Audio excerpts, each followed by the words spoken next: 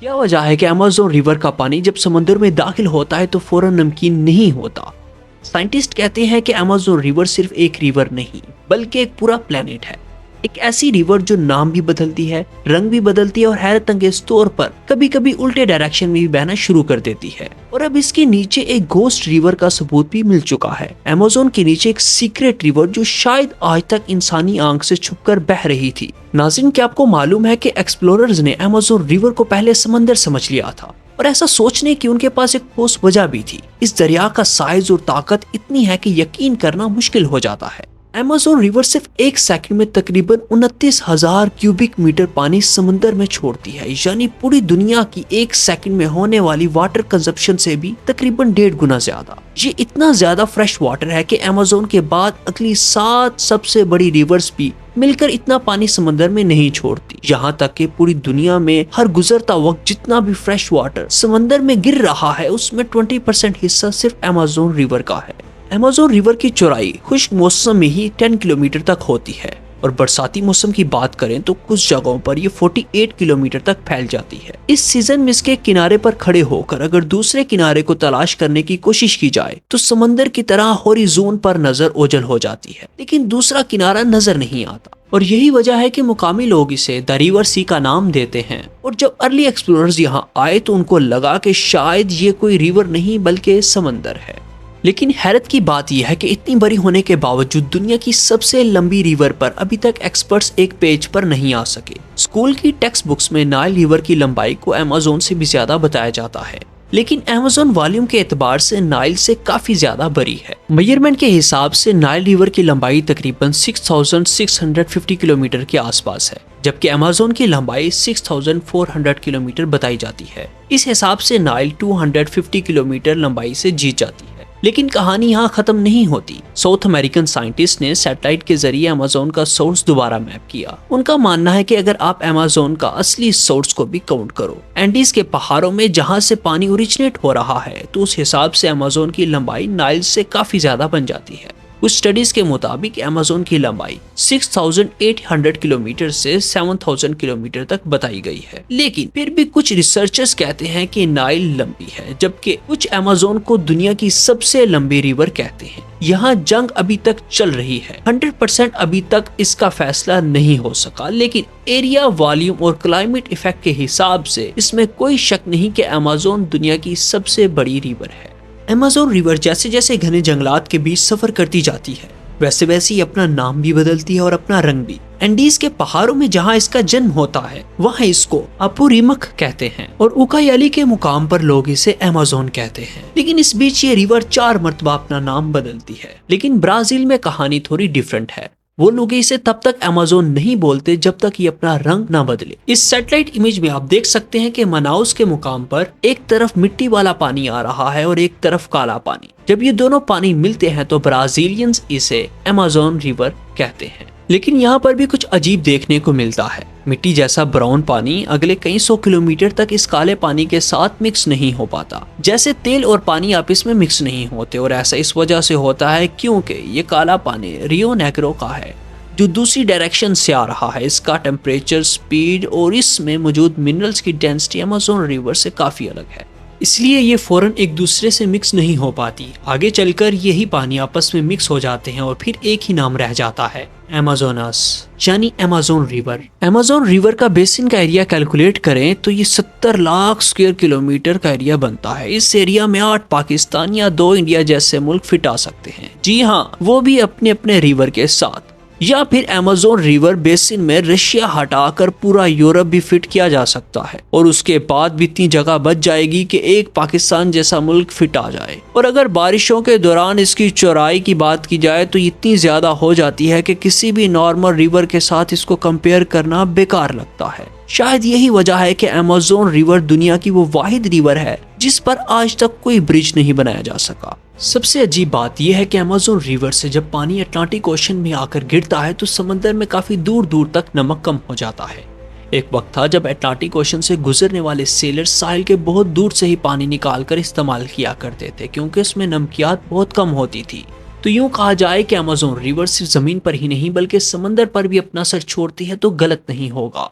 कुछ रिसर्चर्स की थ्योरी ये भी कहती है कि अमेज़न रिवर का ओरिजिन अफ्रीका से मिलता है। करोड़ों साल पहले एक वक्त था जब एक सुपर कॉन्टिनेंट होता था, गोंडवाना। इसी कॉन्टिनेंट में अफ्रीका, साउथ अमेरिका, इंडिया और ऑस्ट्रेलिया सब एक साथ जुड़े थे और फिर आहिस्ता आहिस्ता कॉन्टिनेंट्स बनते गए और समंदर भी स्प्लिट हो गया। आज भी अगर आप मैप पर देखेंगे तो साउथ अमेरिका किसी पजल की तरह अफ्रीका के साथ फिट हो जाता है। और जब ऐसा होता था तो अमेज़न रिवर जो आज वेस्ट से ईस्ट की तरफ बहती है, पहले अफ्रीका से निकलकर वेस्ट की तरफ बहती थी। बाद में जब कॉन्टिनेंट्स अलग हुए और साउथ अमेरिका में एंडीज माउंटेन रेंज बनना शुरू हुआ तो अमेज़न रिवर का फ्लो ब्लॉक हो गया और वो अटलांटिक ओशन में ही गिरने लगी। लेकिन क्या आपको मालूम है कि अमेज़न रिवर के उल्टा बहने का एक छोटा सा वर्जन आज के दौर में भी देखा जा सकता है, जिसको पोरोरोका कहते हैं। पोरोरोका क्या है? जब अटलांटिक ओशन में हाई टाइड का वक्त आता है तो 4 मीटर ऊंची लहरें अमेज़न के डेल्टा पर पड़ती हैं और रिवर का पानी उन समुद्री लहरों के सामने बेबस होकर उल्टी डायरेक्शन में चलना शुरू कर देता है। इस दौरान कई किलोमीटर तक अमेज़न रिवर का पानी उल्टे डायरेक्शन में चलता रहता है। पोरोरोका अक्सर सितंबर और मार्च के महीनों में होता है, जिसे देखने के लिए दुनिया भर के सर्फर्स यहाँ का रुख करते हैं। सर्फर्स इस टाइड को राइड करते हुए कई किलोमीटर्स अंदर तक अमेज़न रिवर में तैरते हुए जाते हैं। जब दुनिया समझ बैठी थी कि अमेज़न रिवर के तमाम राज हम जान चुके हैं, तभी साइंटिस्ट ने एक हैरत अंगेज डिस्कवरी की।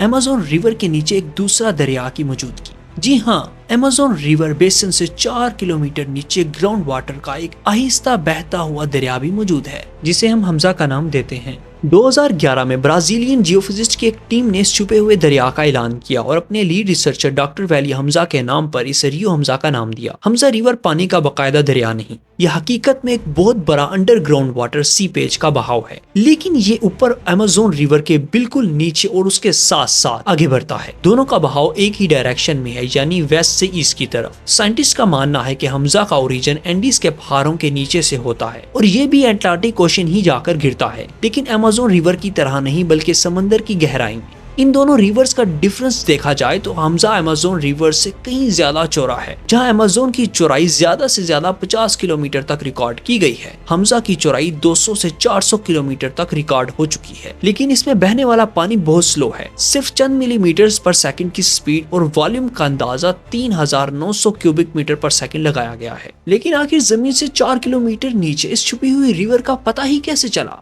रिसर्चर्स ने अमेज़न रिवर में 241 से भी ज्यादा बोर ड्रिल किए और उसमें मुख्तलिफ सेंसर्स डाले गए। बारीक ऑब्जर्वेशन के जरिए उनको मालूम हुआ कि जमीन के नीचे भी पानी सी पेज की फॉर्म में बह रहा है, ठीक अमेज़न रिवर के साथ उसके साए की तरह उसे फॉलो करता हुआ। अब बात करते हैं उन चीजों की जो इस दरिया और जंगल में रहती हैं। अमेज़न का जंगल दुनिया का सबसे बड़ा बायोडाइवर्सिटी हॉटस्पॉट है, यानी यहाँ दुनिया के किसी भी और इलाके से ज्यादा किस्म के जानवर और पौधे पाए जाते हैं।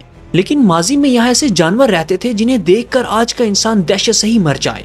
आज हम एनाकोंडा को दुनिया का सबसे बड़ा सांप मानते हैं, लेकिन करोड़ों साल पहले यहाँ टाइटोनोबा नाम का सांप रहता था जो साइज में 15 मीटर तक लंबा होता था और इसका वजन 1 टन से भी ज्यादा बताया गया है। अब आप सोच रहे होंगे कि इस सांप के बारे में आखिर हमें पता कैसे चला। साइंटिस्ट को इसके बारे में तब पता चलता है जब कोलंबिया में कोयले की एक कान में खुदाई के दौरान कुछ फॉसिल्स उभरना शुरू हुए। फॉसिल्स में रीढ़ की हड्डी शामिल थी जो 15 मीटर तक लंबी थी। मजीद जांच करने पर मालूम हुआ कि ये सांप की हड्डी है। रेडियो कार्बन डेटिंग ने इस चीज से पर्दा उठाया कि ये सांप डायनासोर्स के जमाने में यहाँ रहा करता था।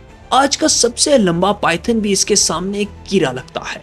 टाइटोनोबा इतना बड़ा था कि वो मगरमच्छ और बड़े बड़े कछुए खाया करता था। खुशकिस्मती से ये जानवर अब खत्म हो चुके हैं, लेकिन इसका मतलब ये नहीं कि आज का अमेज़न महफूज है। आज भी यहाँ ऐसे जहरीले मेंढक पाए जाते हैं जिन्हें सिर्फ छूने से इंसान की मौत हो सकती है। यहाँ इलेक्ट्रिक इल्स पाई जाती हैं जो बिजली के झटके मारती हैं। मिराना नाम की मछलियां हैं जो खंजर जैसे अपने तेज दांतों के लिए मशहूर हैं, और ऐसी मकड़ियां हैं जिनका जहर इंतहाई खतरनाक है। अमेज़न में बुलेट एंट नाम की चींटी भी पाई जाती है जिनके काटने पर गोली लगने जैसा दर्द होता है और ये पूरे 1 दिन तक रहता है। यहाँ तक कि समंदर से शार्क भी दरिया के अंदर आ जाती हैं। ये जंगल इतना घना और पुराना है कि आज भी यहाँ ऐसे कबीले रहते हैं जिनका बाहरी दुनिया से कोई राब्ता नहीं। वो आज भी हजारों साल पुराने तरीकों से जिंदगी गुजार रहे हैं।